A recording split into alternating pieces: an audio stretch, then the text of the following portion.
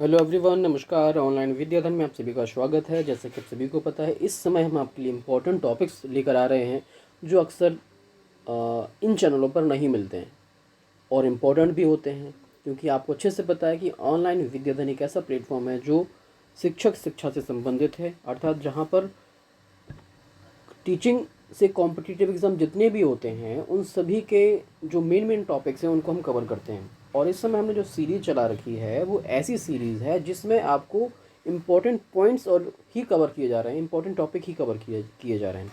आज के वीडियो में हम जानेंगे राष्ट्रीय माध्यमिक शिक्षा अभियान, जिसे RMSA या रमसा के नाम से भी जाना जाता है। अक्सर आप देखेंगे एक इसका जो शॉर्ट फॉर्म है राष्ट्रीय माध्यमिक शिक्षा अभियान का, इसका पहला पहला शब्द ले लिया गया, पहला पहला अल्फ़ाबेट ले लिया गया है और बोल दिया गया रमसा।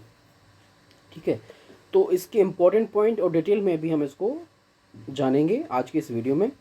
तो सबसे पहले हम बात करते हैं इसकी कब लाया गया और किसके द्वारा लाया गया। राष्ट्रीय माध्यमिक शिक्षा अभियान 15 अगस्त 2007 को भारत के तत्कालीन प्रधानमंत्री डॉक्टर मनमोहन सिंह के द्वारा इसे लाया गया था। उन्होंने इसके बारे में कहा था कि हम माध्यमिक शिक्षा के सार्वभौमिकरण का लक्ष्य निर्धारित कर रहे हैं और यह स्पष्टता प्राथमिक शिक्षा के सार्वभौमिकरण के बाद अगला कदम है, जिसमें प्राइमरी एजुकेशन के लिए यूनिवर्सलाइजेशन की बात की गई थी कि सभी को प्राइमरी एजुकेशन की मिलना चाहिए। 1 से 5 तक की शिक्षा अनिवार्य है जो सबको मिलना चाहिए।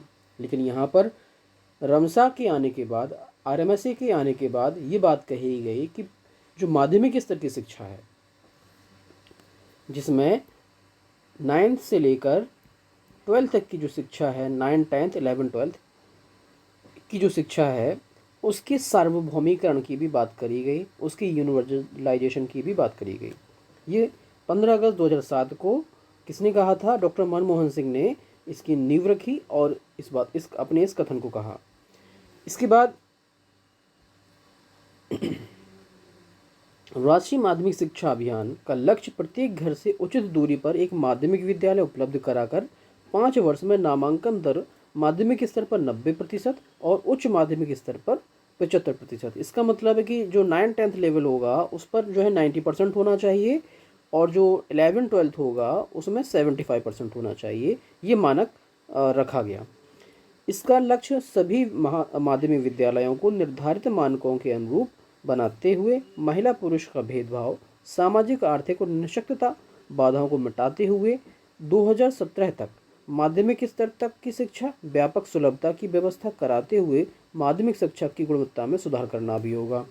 इसका मतलब है कि जो भी हम उसको शिक्षा उपलब्ध करा रहे हैं उसमें किसी भी प्रकार का भेदभाव नहीं होना चाहिए, ना ही लैंगिक भेदभाव होना चाहिए, ना ही सामाजिक आर्थिक स्तर पर कोई भेदभाव होना चाहिए। साथ ही साथ जो निःशक्त बालक हैं उनकी निःशक्तताओं को ध्यान में रखते हुए भी हमें उसकी शिक्षा दीक्षा की व्यवस्था करनी होगी। ऐसा नहीं है कि वो डिसेबल्ड है तो वो जो विद्यालय नहीं पहुंच सकता, तो वैसी व्यवस्था करनी होगी जिससे कि डिसेबल्ड पर्सन भी विद्यालय तक पहुंच सके। लाखों बच्चों को शिक्षा देने का लिए सरकार द्वारा स्थापित राष्ट्रीय माध्यमिक शिक्षा अभियान काफ़ी हद तक सफल रहा। इसने पूरे देश में माध्यमिक शिक्षा के आधारभूत ढांचे को शक्तिशाली बनाने की आवश्यकता उत्पन्न की। मानव संसाधन विकास मंत्रालय, जो वर्तमान समय में शिक्षा मंत्रालय के नाम से जाना जाता है, सर्व शिक्षा अभियान सफलतापूर्वक लागू होने से बड़ी संख्या में छात्रों को उच्च प्राथमिक कक्षाओं में उत्तीर्ण हो रहे हैं। माध्यमिक शिक्षा के लिए जबरदस्त मांग उत्पन्न की जा रही है। साथ ही साथ माध्यमिक स्तर पर 14 से 18 वर्ष आयु वर्ग के सभी बच्चों को अच्छी गुणवत्ता युक्त शिक्षा सुलभ तथा योग्य बनाने के तरीकों को हमें उपलब्ध कराना होगा। साथ ही साथ हमें इसके लिए उन्होंने जो क्या बताया, कुछ उद्देश्य निश्चित किए। किसी भी निवासित क्षेत्र के लिए निश्चित दूरी पर माध्यमिक विद्यालय की सुविधा उपलब्ध कराना। जहाँ पर जनसंख्या निवास करती है वहाँ पर हमें क्या करना होगा? सबसे पहले माध्यमिक विद्यालयों की उपलब्धता को सुनिश्चित करना होगा, जो कि माध्यमिक विद्यालय के लिए 5 किलोमीटर, उच्च माध्यमिक स्तर पर 7 से 10 किलोमीटर के बीच में। इसका मतलब ये हो गया कि अगर कोई भी माध्यमिक स्तर का जो विद्यालय है और जो निवासित जनसंख्या है वहाँ से अधिकतम दूरी 5 किलोमीटर होनी चाहिए। 5 किलोमीटर से अधिक दूरी पर माध्यमिक विद्यालय नहीं होना चाहिए। इसके बाद अगर 7 से 10 किलोमीटर के बीच में कोई भी उच्च माध्यमिक विद्यालय है जहाँ पर 11-12 की शिक्षा प्रदान की जाती है, उसकी मैक्सिमम जो डिस्टेंस हो सकता है निवासित जनसंख्या से, वो हो सकता है 7 से 10 किलोमीटर। 2017 तक सभी को माध्यमिक शिक्षा की सुलभता 100% सुनिश्चित करना होगा। ये बात 2017 तक की करी गई थी। 2020 तक सभी बच्चों को विद्यालय में बनाए रखना होगा।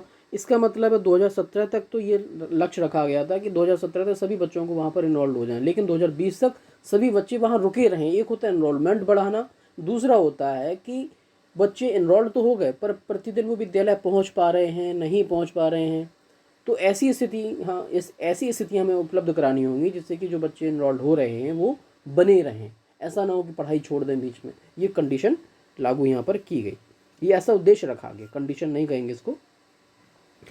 समाज के आर्थिक रूप से कमजोर वर्गों की शिक्षा, कमजोर वर्ग के बच्चों, शैक्षिक रूप से पिछड़े लड़कियों, ग्रामीण क्षेत्रों में रह रहे असमर्थ बच्चों, अनुसूचित जाति, जनजाति और ओबीसी और शैक्षिक रूप से जो पिछड़े अल्पसंख्यक हैं उनको माध्यमिक शिक्षा सुगमतापूर्वक ढंग से उपलब्ध कराना। मतलब कहने का तात्पर्य है ऐसा वर्ग जो समाज में पिछड़ा है, SC/ST वर्ग में आता है या शैक्षिक रूप से पिछड़ा है, तो उन सबको हमें उनकी सुगमतापूर्वक शिक्षा की व्यवस्था करना होगा।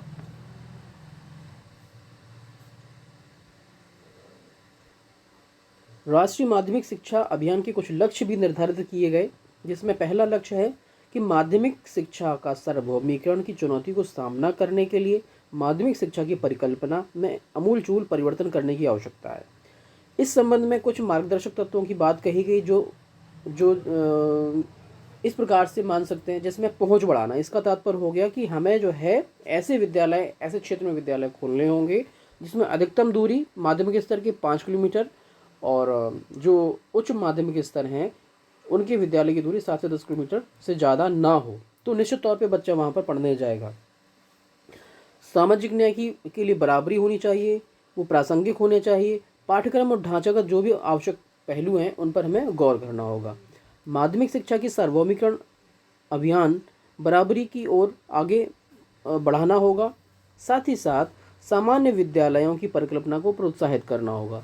यदि प्रणाली में ये मूल्य स्थापित किए जाते हैं तो अनुदान रहित निजी विद्यालय सहित सभी प्रकार के विद्यालयों में समाज के निचले वर्ग के बच्चों को एवं गरीबी रेखा से नीचे जो BPL परिवार में आते हैं, ब्लो पुअर्टी लेवल पर आते हैं, कि परिवार के बच्चों को उचित अवसर सुनिश्चित कर माध्यमिक स्तर के सार्वभौमिकरण के लिए योगदान देना होगा, जिसमें USE वर्ड इस्तेमाल किया गया, यूनिवर्सलाइजेशन ऑफ सेकेंडरी एजुकेशन इसका फुल फॉर्म होता है। इसके बाद राष्ट्रीय माध्यमिक स्तर के अभियान की जो उद्देश्य हैं उनकी हम जो है सामान्य तौर पे एक बार डिस्कशन कर लेते हैं।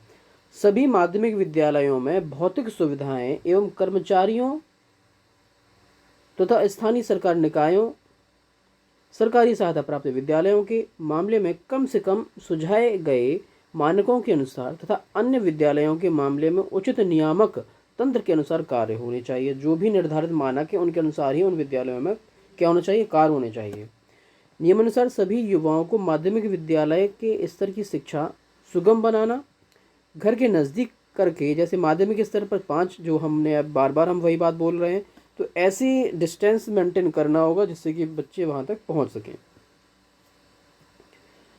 सुरक्षित परिवहन व्यवस्था, आवासीय सुविधाएं स्थानीय परिस्थितियों के अनुसार मुक्त विद्यालय सहित व्यवस्था करना, लेकिन पहाड़ी और दुर्गम क्षेत्रों में इन नियमों में कुछ ढील दी जा रही है। ढील देना जरूरी भी है, क्योंकि अगर ये जो है ढील नहीं देंगे तो ऐसे क्षेत्र के बच्चे पढ़ने भी नहीं जा पाएंगे। पहाड़ी क्षेत्रों में अगर ये 7 से 10 किलोमीटर का डिस्टेंस होगा तो बहुत ज़्यादा हो जाएगा, ये कम भी किया जा सकता है। इसमें थोड़ा सा मैनिपुलेशन भी यहाँ पर हो सकता है थोड़ा बहुत। इसके बाद हम बात करते हैं यह सुनिश्चित करना कि कोई भी बालक लिंग, सामाजिक, आर्थिक स्तर पर और जो अन्य रुकावटों की वजह से गुणवत्तापूर्ण माध्यमिक स्तर की शिक्षा से वंचित न रह जाए। माध्यमिक स्तर की शिक्षा का स्तर सुधारना, जिसके परिणाम स्वरूप बौद्धिक, सामाजिक और सांस्कृतिक ज्ञान में वृद्धि होगी। निश्चित तौर पे हम सभी जानते हैं कि शिक्षा हमारे मस्तिष्क के द्वार खोलती है। प्राथमिक स्तर पर जो बच्चा शिक्षा प्राप्त कर लेगा वो जो है, जो आवश्यक शिक्षा वो तो प्राप्त कर लेगा, लेकिन माध्यमिक स्तर की शिक्षा उसे सही दिशा और दशा में ले जाएगी। माध्यमिक स्तर की शिक्षा अगर वो व्यावसायिक शिक्षा प्राप्त करता है, वोकेशनल एजुकेशन प्राप्त करता है, तो किसी व्यवसाय की तरफ मुड़ जाएगा। अगर उसका दिमाग हायर एजुकेशन की तरफ बढ़ना चाहता है, हायर एजुकेशन प्राप्त करना चाहता है, तो माध्यमिक स्तर पर ही आगे वो अपने आगे के गोल को निश्चित करता है। अगर हम बात करते हैं संस्थाओं के सशक्तिकरण की, तो यहाँ पर ये बात जानना जरूरी भी है कि जो संस्थाओं के सशक्तिकरण की जो बात कही गई, उसमें सबसे पहले बात बोला गया कि केंद्रीय सहायता प्राप्त करने के लिए प्रत्येक राज्य में आवश्यक प्रशासनिक सुधार शर्त के अनुरूप होनी चाहिए। इन संस्थागत सुधारों में जिन बातों को शामिल किया गया वो निम्नवत है। पहला क्या है? विद्यालय प्रशासन में सुधार, प्रबंध और जवाबदारियों के विकेंद्रीकरण द्वारा विद्यालय का प्रदर्शन होना चाहिए। मतलब सबसे पहले मैनेजमेंट वहाँ का बहुत उत्तम होना चाहिए। दूसरा, जवाबदारी, जिसे अकाउंटेबिलिटी कहते हैं, अकाउंटेबिलिटी भी होनी चाहिए कि अगर कोई कार्य हुआ है तो उसका अकाउंटेबिलिटी किसकी है।